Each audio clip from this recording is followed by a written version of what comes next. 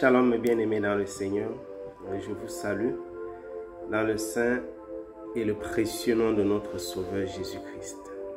J'espère que vous portez tous bien, tel est le cas pour moi. J'aimerais continuer avec notre lecture et notre méditation du livre de Jacques. Nous sommes dans Jacques chapitre 1 toujours. Nous venons de terminer une série de trois partages sur la tentation, le chrétien face à la tentation. Pour ceux qui n'ont pas suivi cette série, pour ceux qui nous rejoignent pour la première fois, je vous exhorte à y faire un tour, le chrétien face à la tentation. Dans cette série, j'ai commencé en donnant mon témoignage personnel et puis nous avons vu l'instruction du Seigneur par rapport à la tentation et l'attitude que nous devons avoir lorsque nous sommes tentés. Ce matin, je voudrais continuer la lecture. Nous continuons dans Jacques au chapitre 1 toujours, à partir du verset 16 et 17. La parole de notre Seigneur déclare ceci: « Ne vous y trompez pas, mes frères bien-aimés. Toute grâce excellente et tout don parfait descendent d'en haut du Père des Lumières, chez lequel il n'y a ni changement ni ombre de variation. » Je reprends.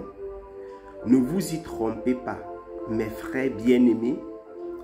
Toute grâce excellente et tout don parfait descendent d'en haut, du Père des Lumières, en qui il n'y a ni changement, chez lequel il n'y a ni changement, ni ombre de variation. » Lorsque vous verrez à maintes reprises dans les Écritures, la Bible, pas la Bible, les frères, les apôtres, les serviteurs de Dieu, le Saint-Esprit s'adresser à l'Église en utilisant l'expression « ne vous y trompez pas ». C'est une expression qui, lorsqu'elle est utilisée, en fait, fait référence à des instructions qui font l'objet de la confusion au milieu de l'Église. Lorsque la Bible utilise l'expression, lorsque vous lisez dans la Bible, ne vous y trompez pas, ça veut dire que les gens se trompent beaucoup par rapport à ce sujet-là. Il y a plusieurs instructions dans les Écritures. Plusieurs instructions, je vous cite de mémoire Galates au chapitre 6. Au chapitre 6, la parole du Seigneur déclare: « Ne vous y trompez pas. Ce que l'homme aura sémé, il le moissonnera. » Alors, quand le Saint-Esprit déclare par la bouche de notre frère Jacques, « Ne vous y trompez pas, mes frères bien-aimés », c'est parce que l'on se trompe par rapport à ce sujet. Il faut donc comprendre que c'est un éclaircissement qu'il est en train de donner. Jacques est en train d'éclaircir la lanterne du peuple par rapport à quelque chose. Jacques dit donc, ne vous y trompez pas, mes frères bien-aimés. Comme Paul disait aux Galates, ne vous y trompez pas. Tout ce que l'homme sèmera, il le moissonnera. Ici, ne vous y trompez pas. Mais pourquoi on se trompait donc? De quoi est-ce qu'il veut parler? Quel est le sujet de notre erreur? Il va le dire par la suite. Jacques vient de faire un enseignement à l'Église par rapport à la tentation, par rapport à la convoitise. Jacques dit que nous sommes attirés par notre propre chair, nous sommes attirés et puis nous convoitons, et la convoitise accouche du péché. Après il continue en disant: « Ne vous trompez pas, toute grâce excellente et tout don parfait vient d'en haut. » Tous ceux qui sont capables de dominer la tentation doivent savoir que ça leur vient d'en haut. Si vous avez réussi à sortir de la tentation, j'ai partagé mon témoignage, par exemple, et je vous disais, je ne sais pas comment j'ai fait pour m'en sortir ce jour-là, devant une femme nue. Sérieusement. Toute grâce parfaite, toute grâce excellente, tout don parfait nous vient d'en haut du Père des Lumières. C'est le Seigneur qui nous offre la grâce de sortir de la tentation. Vous devez savoir cela. Vous ne pouvez pas, nous ne pouvons pas être épargnés de la tentation par notre propre effort, par les astuces. Vous savez, on dit souvent, quand tu te retrouves dans telle situation, voici l'attitude à adopter. Ça, ce sont des astuces, ce sont des conseils qui, en soi, ne sont pas mauvais. Ce n'est pas mauvais d'avoir des astuces, par exemple, si tu n'es pas encore marié avec une femme et que tu sens de l'attirance pour elle, vous êtes dans la phase de pré-mariage, ce que les gens appellent généralement les fiançailles. Je dis bien généralement les fiançailles. Vous n'êtes pas encore officiellement reconnu comme époux et épouse. Il y a des choses qu'il faut éviter de faire. C'est ça, on appelle ça des astuces. Ce sont des choses que vous ne faites pas parce que vous craignez de vous exposer au péché. Vous vous retrouvez dans des endroits sombres, des endroits fermés, la nuit, seul, etc. Il faut éviter ces choses, par exemple, de vous exposer au péché. Ça, ce sont des astuces. Mais la parole de notre Seigneur nous apprend que tout ce que nous faisons, et à chaque fois que nous réussissons à sortir de la tentation, à sortir du péché, c'est par la grâce du Seigneur. Toute grâce excellente et tout don parfait descendait d'en haut, du Père des Lumières. Maintenant, il faut voir que la Bible ne dit pas toute grâce et tout don. La parole parle de toute grâce excellente et tout don parfait. Le Père des Lumières n'est pas celui qui vous donne n'importe quelle grâce et n'importe quel don. Même les puissances des ténèbres sont capables de donner des dons. Les esprits impurs donnent des dons spirituels à des personnes. La Bible parle de toute grâce excellente et tout don parfait. Ce sont des dons qui portent le caractère de Dieu. Ce sont des grâces qui portent la nature du Seigneur. Toute grâce excellente et tout don parfait descendent d'en haut, du Père des Lumières.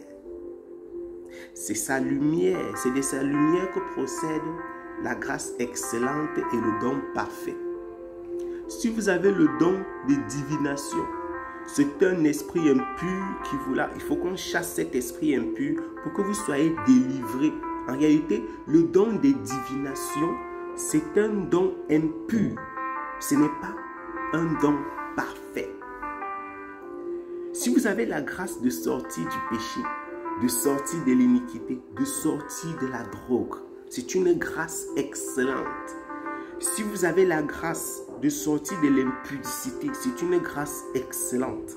Si vous avez la grâce de dire la vérité, de prêcher la parole de la vérité sans avoir peur, sans trembler, sans craindre les hommes, c'est une grâce excellente. La Bible déclare donc que toutes les grâces ne sont pas les mêmes, ne sont pas pareilles. Toutes les grâces ne sont pas comparables. C'est ce que le texte cache en filigrane.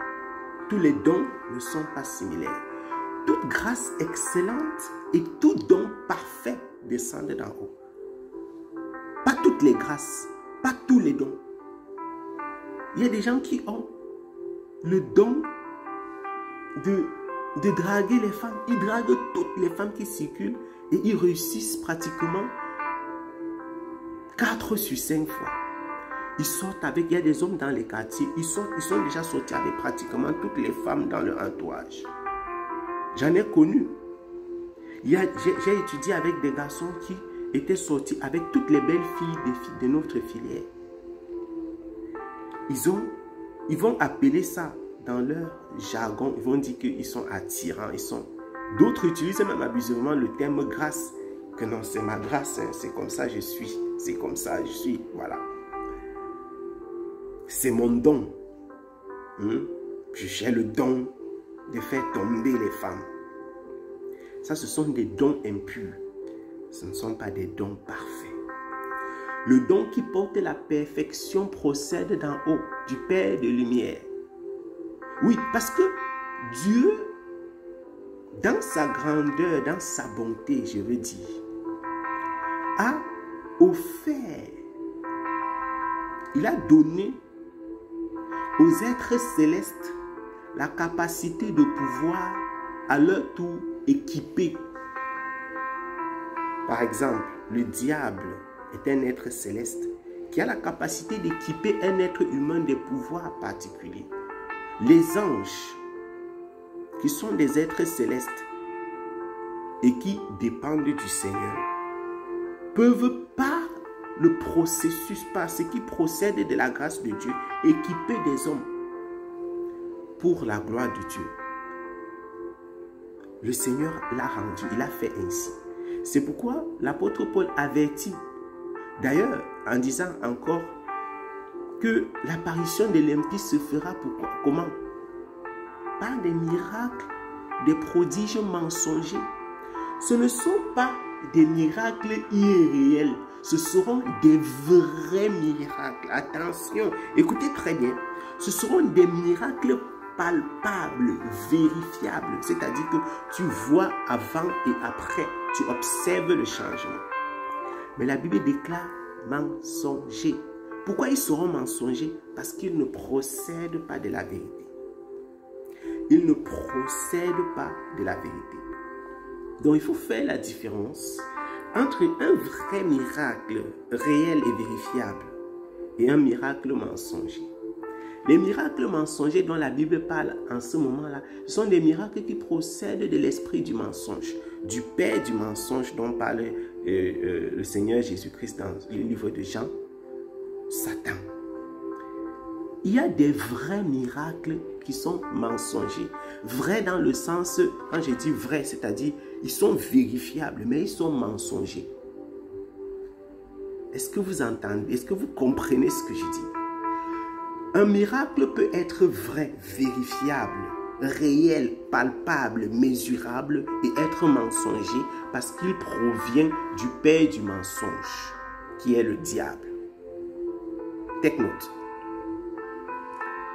Et donc la parole de notre Seigneur déclare: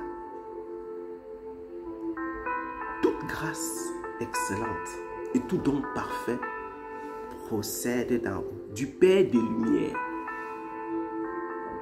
Pour que votre grâce et votre don puissent venir de Dieu, ils doivent porter le caractère, ils doivent porter l'émanation, on doit voir les signes de la nature de Dieu dans la grâce que tu as et dans le don que tu possèdes. C'est pourquoi ne soyez pas fascinés par les gens qui ont l'aptitude de faire ceci et de faire cela. Est-ce que la nature de Dieu se trouve dans ses œuvres? Jacques termine ce verset en disant une chose incroyable. D'en haut, quoi? D'en haut du Père des Lumières, chez lequel,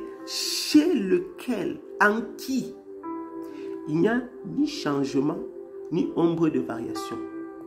Donc, ce n'est pas aujourd'hui que Dieu va changer pour faire plaisir à monsieur Timothée, à Jacques, Simon, Daniel, je ne sais qui. Dieu ne change pas pour toi. Il ne change pas pour moi. Dieu est Dieu tel qu'il est. Il a toujours été Dieu ainsi. En qui il n'y a ni changement, ni ombre de variation. Si Dieu n'a jamais donné des dons imparfaits et des grâces non excellentes, ne pense pas qu'il va le faire aujourd'hui pour toi. Si Dieu n'a jamais donné des dons imparfaits et des grâces non excellentes, ce n'est pas sur toi qui va commencer. Donc tous ceux qui ont des dons imparfaits et des grâces non excellentes, ça ne provient pas de Dieu. Car en Dieu, il n'y a ni changement, ni ombre de variation. Ni changement, ni ombre de variation. Il est Dieu de toute éternité et sa nature est ainsi. Toute grâce parfaite, toute grâce excellente et tout don parfait procèdent, descendent, nous viennent d'en haut, du Père des Lumières, en qui il n'y a, dans lequel il n'y a ni changement, ni onde de variation. Soyez abondamment bénis. Shalom.